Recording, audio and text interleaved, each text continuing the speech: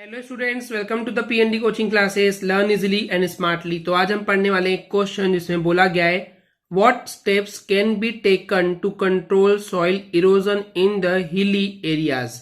अभी soil erosion क्या होता है स्टूडेंट्स, देखिए आपको पता होगा कि जो हमारी अर्थ है, अर्थ का जो सबसे टॉप मोस्ट लेयर होता है जहां पे मिट्टी होती है, सॉइल होती है, तो वो सॉइल जो है अगर पानी के साथ या हवा के साथ बह करके एक प्लेस से दूसरे प्लेस पे चले जाती है तो एक जगह पे जो मिट्टी की कमी हो जाती है जिसकी वजह से जमीन में हमको दरारें देखने को मिलती है, उसको हम बोलते हैं सॉइल इरोजन। तो कुल मिलाकर के सॉइल इरोजन क्या है? मिट्टी का कटना, फटना या फिर बहना, यानी कि एक जगह से हट करके दूसरे प्लेस पे चले जाना।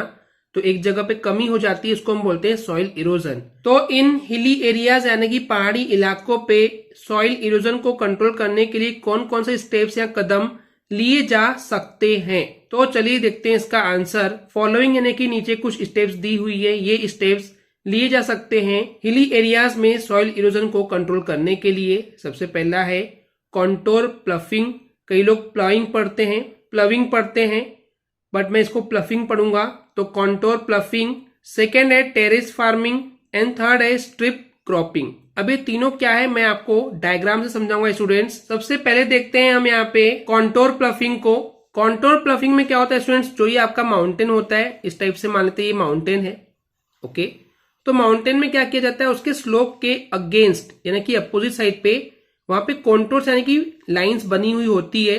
तो उस लाइंस में क्या किया जाता है, लाइंस के अकॉर्डिंग, तो ये जो लाइंस होती है इसी लाइंस को हम बोलते हैं contour, okay.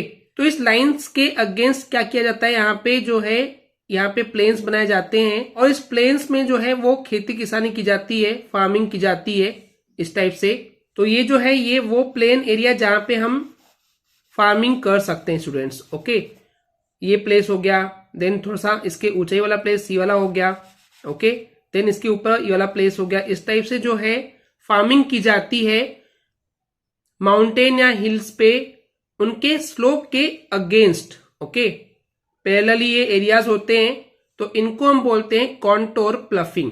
Okay students, contour ploughing clear है। तो अगर स्टूडेंट्स ये कॉन्टोर प्लफिंग नहीं होता तो क्या होता, तो ऊपर से जो पानी बहता वो अपने साथ मिट्टी लेके पूरा नीचे तक लेके आ जाता, तो सॉइल इरोजन हो जाता। लेकिन कॉन्टोर प्लफिंग की वजह से क्या होता है कि यहाँ पे लेवल्स बने होते हैं और हाइट्स जो है वो अलग अलग होती है इनकी, तो मिट्टी जो है, जो सॉइल है, वो ऊपर से नीचे तक नहीं आ पाती है। इस तरीके से सॉइल इरोजन को कंट्रोल किया जा सकता है। नेक्स्ट है टेरेस फार्मिंग। उसमें क्या होता है, देखिए उसमें भी माउंटेन होते हैं, ओके।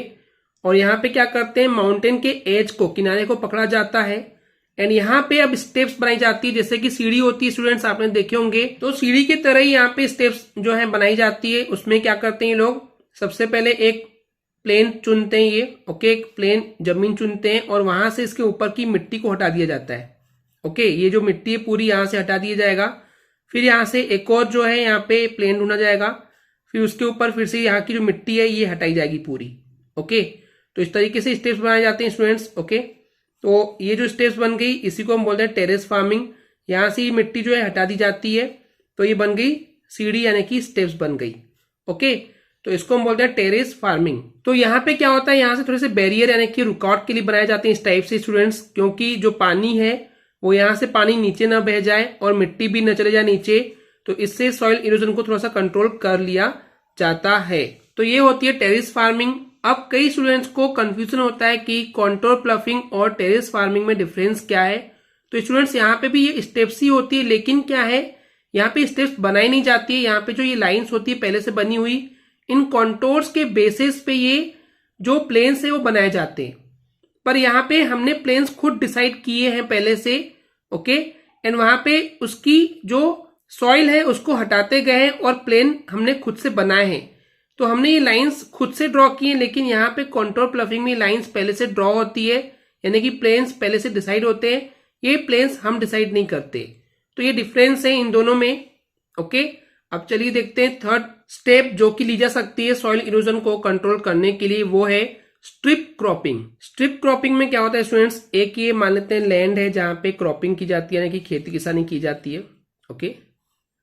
और ये जो है, क्योंकि ये हिल एरियाज पे है, तो हिल एरियाज है मतलब एक साइड मान लेते हैं ये हाइट होगी, ओके, ये हाइटेड है और एक कम हाइट है, यानी कि ऊंचाई पे है, ये थोड़ा सा कम ऊंचाई पे है, ओके।